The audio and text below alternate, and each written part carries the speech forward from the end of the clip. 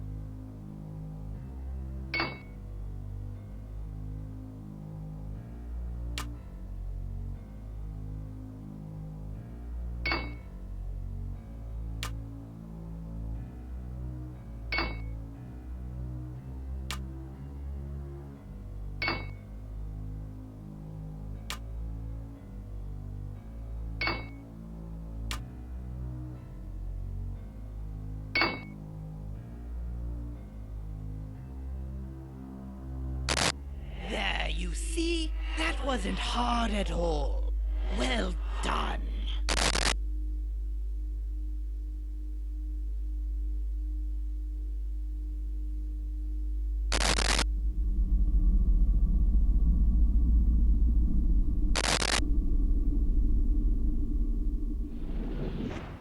And now, the final show has begun. Quiet on the set. Lights. Camera, take one, and action.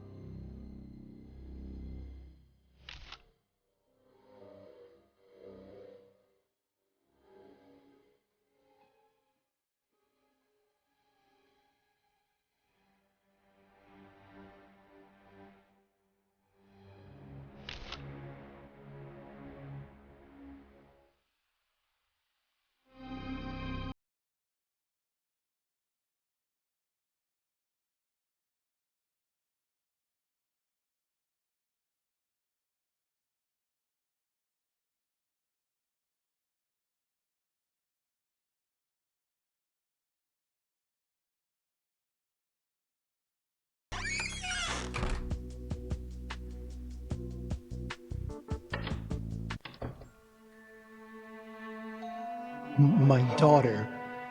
He took my daughter, Heather.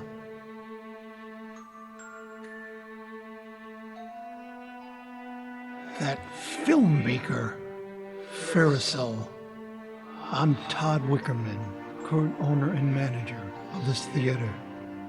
It's my fault that everything happened the way it did. You mean you haven't heard? Death, my friend. Lots of death. The entire theater staff killed, including myself and my daughter. Because I let it happen. The signs are all there. Yes, they were. But I let money cloud my judgment. I told myself it was all a coincidence, that he could have nothing to do with it. But deep down, I knew it was him. It had to be. And everyone paid for it with their lives. It all started in 2003. Our profits were dwindling. Had been for years. It turned out people would rather go see movies at a state-of-the-art theater than come here to see a second-rate film. And few had any interest in live shows anymore. I had no choice but to lay off most of my staff, keeping only my daughter and Jeremy Rebus on hand to work. Then things went bad to worse when one of the stars of our stage production, Eric Selvis, hanged himself from the catwalk above the stage. The production's lead actress, Melanie Gustafson, was devastated. She and Eric had been in a relationship for years. Eric's death was the first time I seriously contemplated closing the theater down permanently. That's when he showed up. He called himself Claude Faircell, told me that he was an independent filmmaker, one who had a never-before-seen film noir epic titled The Detective Story. He showed it to me, and I must admit that I was deeply impressed. I felt enraptured by the film. It moved me like no other film had before, as though time itself had frozen, and my existence ceased to be for the duration of the movie. If only I had known just how accurate that description was. But no, I was naive. You see, the lead role of the film looked unnervingly like the late Eric Selvis. Instead of feeling horrified, I took it as a sign that this film was meant to be played at my theater. And so I never questioned it, never even considered the possibility that it could really be him.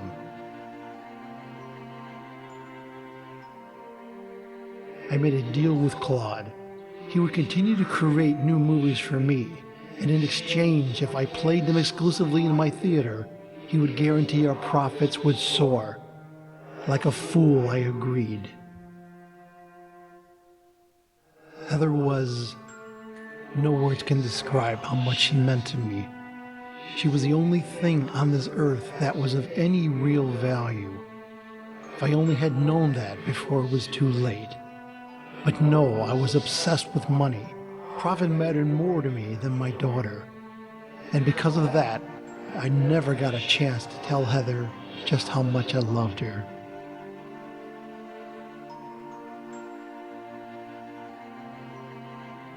A boy, 17 years old, who cleaned up the auditorium after each show and ran the projector. He and my daughter were friends. She liked him a lot. They tried to hide it from me, but I knew.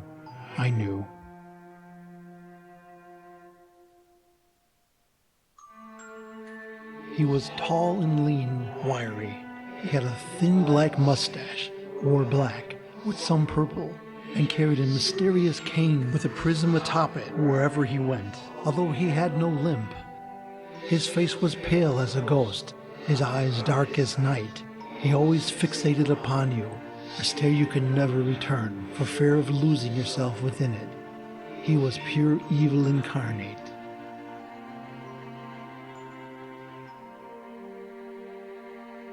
At the time, I had assumed it was because he was devastated over the small audience his show was bringing in. Couple that with some recent criticism of his performance, and it seemed an open and shut case. Eric had taken the news hard. You know how actors can be. And so he committed suicide. Of course, that turned out not to be the case at all.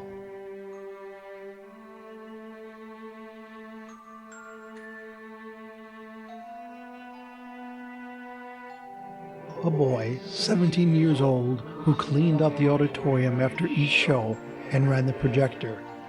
He and my daughter were friends. She liked him a lot. They tried to hide it from me, but I knew.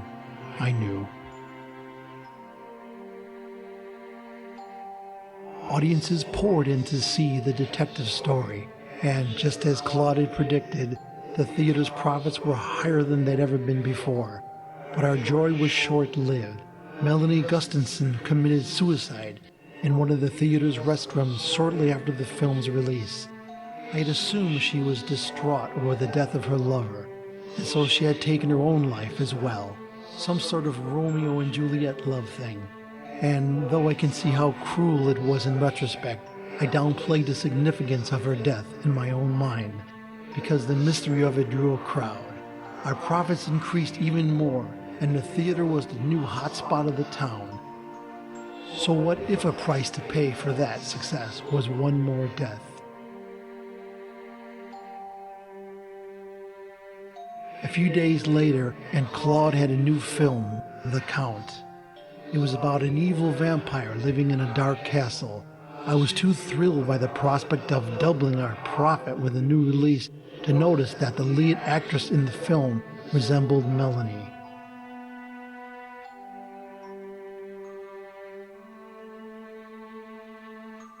Shockingly, no. It was as if those films put a spell upon all who viewed them. Can you believe that we didn't receive one negative review of any of Ferris's films? Not one. Something wasn't right, but I was too foolish and too greedy to see it. My daughter died right on the theater stage. I shut myself out from the world. Everything that I'd thought I had ever cared about paled in comparison to the despair I felt over her death. Then Claude visited me to share his condolences. He also told me he had a new film. This one was an animated kids movie called The Fuzzies. The only live person in the entire movie was Heather, and so even I wasn't stupid enough not to notice. I confronted Ferrisel. That's when he confessed to all the deaths. But he's not just a murderer, some deranged lunatic bent upon killing random victims. No, I'm afraid it's far worse than that. You see, Claude Ferrisel is a dark angel, a demon who steals people's souls and casts them as stars in his films. He feeds upon audiences, is nourished by the joy people get out of seeing his films, sucking the joy out of the souls themselves. I know how that must sound, but you must believe me when I say that it is true. The fact that you are able to communicate with me here, now, should be proof enough of that.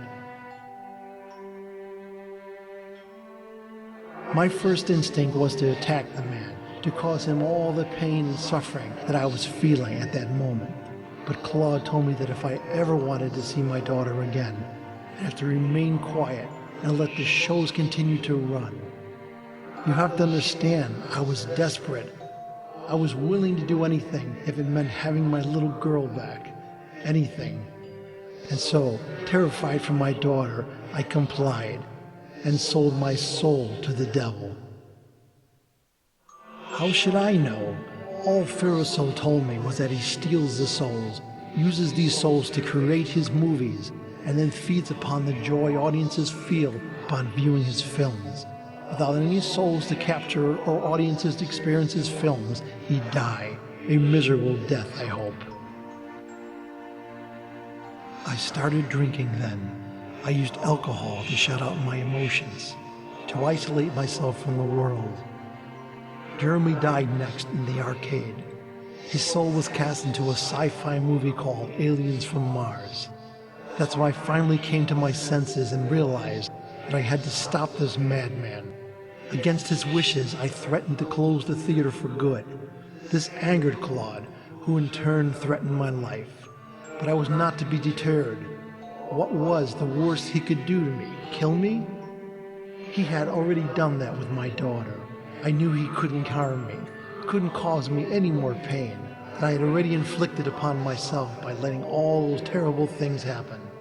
And so I remained firm and in a mad rage grabbed Claude's cane and threw it across the room, shattering the prism atop it. Later, I hid the pieces so that the prism could not be reassembled. Furious, Claude murdered me here in my office by setting fire to the room. I was asleep, too drunk to even realize what was happening at the time. So you see, my friend, it is my fault all these good people were killed. My fault Ferricel still lives to this day. I should never have put money above my family. Should have never made a deal with that man, that filmmaker. My soul is trapped, captured by Ferricel and infused, no doubt, in one of Ferricel's films. Until my soul is released, I can never move on and rest in peace. And until my daughter's soul is released, she too is doomed to haunt this place. My guess is that you can speak to everyone who died here. Go to the spot in which they died, and they should be able to communicate. Just do me one favor. If you speak to my daughter, tell her that I am sorry and that I love her. I'm afraid I haven't. Why do you ask?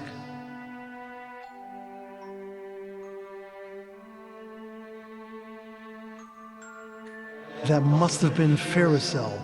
No one was left to run the theater, and so he sent out the tickets in hopes that someone would come to watch his next film, Primal Atmosphere. That must be the movie he made with my soul.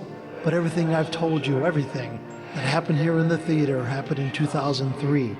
That was years ago. Why did Ferricel wait so long before completing his next project? In any case, it doesn't matter. Friend, you must leave here before it's too late. Otherwise, you will suffer the same fate as us and be stuck in this world, in this theater, for all eternity. Then I fear it may be too late. But the fact that you are still alive means that Ferricel must want something from you. Tell me, did you speak with him? What did he ask you to do? Of course, the prism atop his cane, that must be it. That must be the source of his power. When I threw his cane across the room, the prism shattered. Ferricel must have been weak, which is why it took him so long to complete another film. Now that the film is complete, Ferricel needs a new audience, and so he sent out the tickets to get new victims, first to watch his films, and then to kill, so he could create new ones again. But before all that, he needed someone to restore the prism, to bring him back to full power. Tell me, did you complete the task he set out for you? Then it is as I feared. Claude Ferricel has his powers back. Now he may be stronger than ever. A very good question. The only explanation I could come up with is that he must have another source of power somewhere, in addition to the prism, one that can protect him in case the prism is destroyed. Find that source of power and destroy it, along with the prism, and you will rid us of Ferricel once and for all. First, Eric Selvis hanged himself on the catwalk above the stage. Then Melanie Gustafson committed suicide in the women's restroom. Next, my daughter Heather died on the stage. Jeremy Rebus died in the arcade. And I was murdered here in my office last. Free our souls, then find Ferricel's secondary source of power. Destroy that along with his prism, and you could stop Ferricel, allowing us to pass on in peace.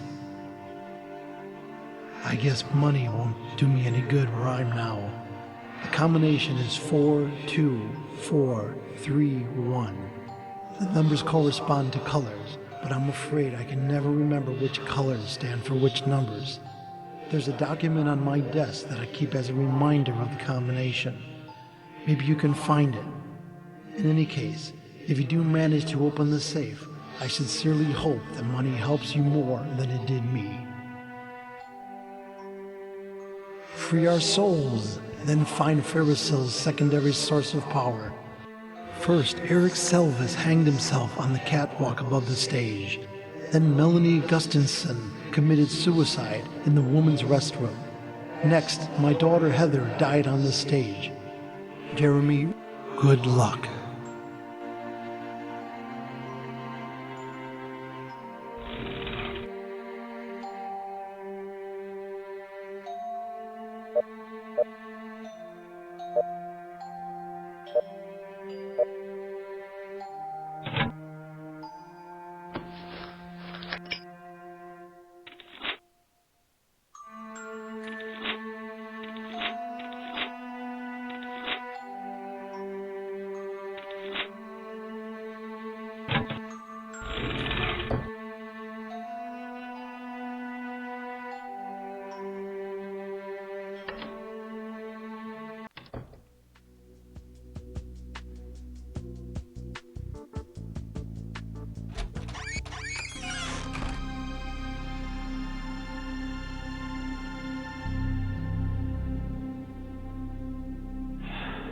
I want you to go and tell Melanie that she might have to start limiting the shows to weekends only. Who are you? I am the answer to all your problems. Director Claude Farousil. Filmmaker extraordinaire.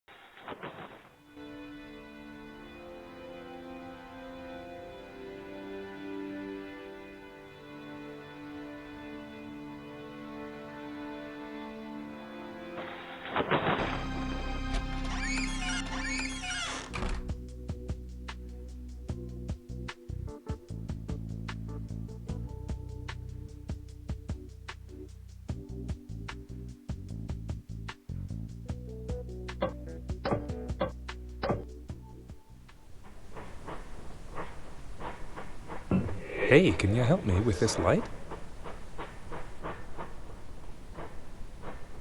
I'm trying to reposition this light over the stage, but I can't seem to grab it for some reason.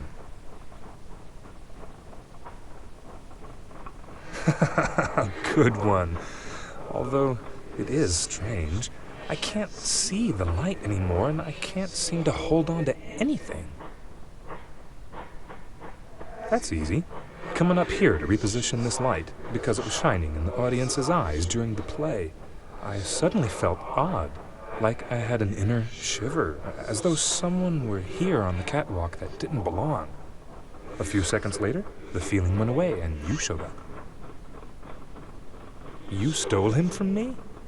Best performance of my career.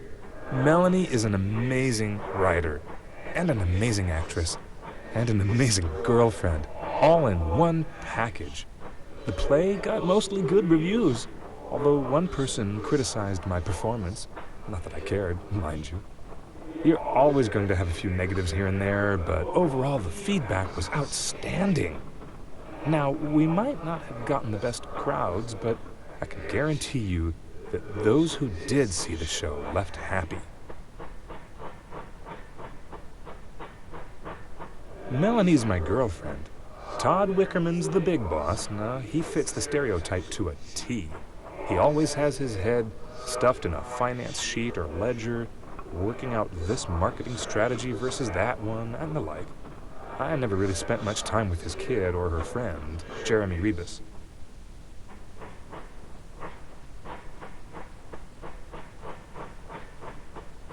That's easy. Coming up here to reposition this light because it was shining in the audience's eyes during the play. I suddenly felt odd, like I had an inner shiver, as though someone were here on the catwalk that didn't belong. Melanie's my girlfriend. Todd Wickerman's the big boss. Now, the name doesn't ring a bell. Why? Should it? Are you sure? Once I start, I'm prone to go on about her for hours. To put it simply, she makes life worth living. She makes me whole, the yang to my yin, so to speak. Anytime she enters the room, and I smell that perfume of hers, it sends a shiver right up my spine. She's pure bliss. Anytime she comes near me and I smell that perfume of hers, everything else in my life just melts away. You stole him from me? Best performance of my career. Melanie is an amazing writer, and an amazing... Melanie's my girlfriend. Todd Wicker... Sure, make me adjust the light by myself.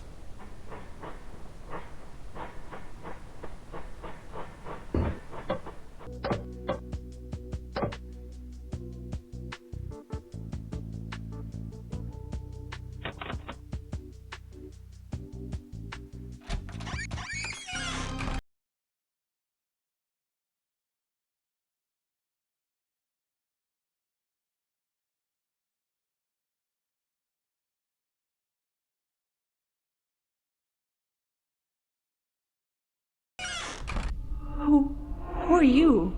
Stay away from me. How do I know I can trust you? That filmmaker told us we could trust him, and look what happened. He killed me. Stop him? But I don't know you. Where's Todd? I want to talk to Todd. Ferris can't be trusted. No matter what he says to you, no matter what he offers you, don't trust him. He killed Eric too, didn't he? I tried to tell the others he wouldn't kill himself, but no one listened. No one understood Eric like I did. They thought Eric was distraught over a negative review of his performance in the play, but I know better. He was thrilled by the overall reception of the play. Even kept an article praising the play in his dressing room. He didn't care if one person thought his performance stunk, and he certainly didn't give a darn about poor attendance levels. He thought of himself as an artist, and he was doing what he loved best. What more could he want out of life? That man was so into his hair. It was his pride and joy. He never stopped combing it. Sometimes I wondered if he loved his hair more than me. He was amazing, though. A truly great actor. He was humble, too. He didn't think of himself as this great celebrity whose feet everyone must kiss. He thought of himself as just another person, thought of everyone around him as his equal. I loved him very much. We were going to get married one day, the two of us. We were going to get away from here, buy a house, start a family. None of that can happen now. Now all I have are my memories. It was called You Stole Him From Me. Eric and I wrote it together. It's a story of love, betrayal, hardship, and friendship. It was wonderful. Gritty realism, fancy romanticism, witty dialogue, it had it all. When Eric and I wrote the play, we were nothing more than colleagues. After having performed dozens of shows as an onstage couple, we fell in love offstage too. No matter what happened to us and no matter what is to come, I will always remember You Stole Him From Me as the play that brought us together. Todd Wickerman was my boss. Nothing more, nothing less. I lost any interest in his friendship when he refused to listen to me about Eric's death. He was convinced Eric had committed suicide, but I knew that wasn't possible. When Todd dismissed my beliefs, I dismissed him from my life. Heather, on the other hand, is a doll. She's very sweet, and this is coming from a woman who usually hates children. She's convinced herself that she's in love with the other worker here, Jeremy Rivas.